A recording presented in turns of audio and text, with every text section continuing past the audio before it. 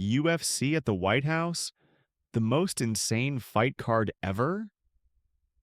It sounds like something out of a movie. A UFC octagon on the lawn of the White House on America's 250th birthday. But this isn't a joke, right? It's happening. And what's being built right now could become the most unforgettable night in UFC history.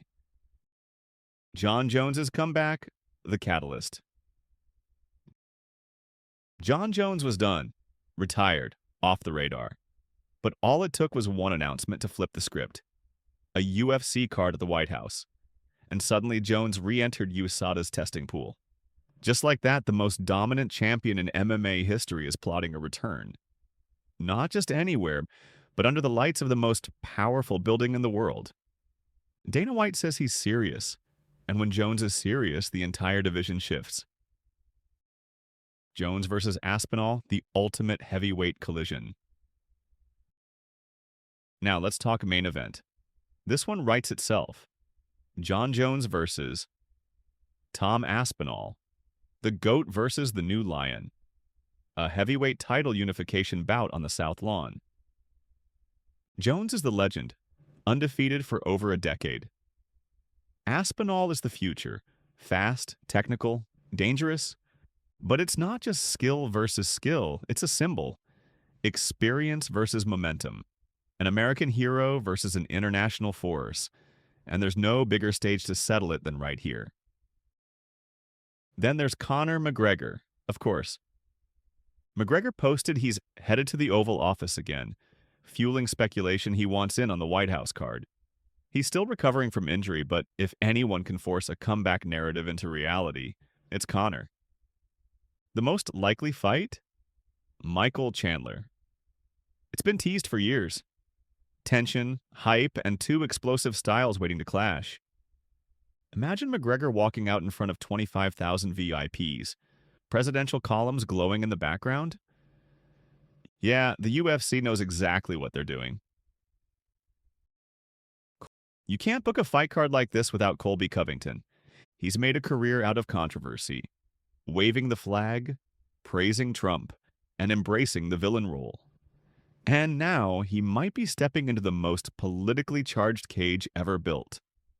There's buzz around a matchup with Ian Machado Gary, a young, flashy rising contender who represents the new wave. But whoever Colby fights, you can bet on two things: chaos and headlines. Let's not pretend this is just about matchups. This entire event is possible because of one relationship: Donald Trump and Dana White. Trump backed the UFC before it was cool. He gave them stages when nobody else would, and Dana never forgot it. Now, Trump isn't just hosting, he's shaping the card, the tone, the presentation. Supporters see it as patriotic. Critics call it a publicity stunt. Either way, Trump's fingerprints are all over it, and that's exactly why it'll be unforgettable.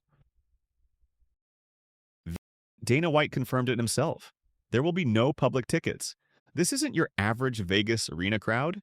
It's invite only. White House officials, celebrities, political elites, and maybe a few hand-picked superfans. The cage will be surrounded by history.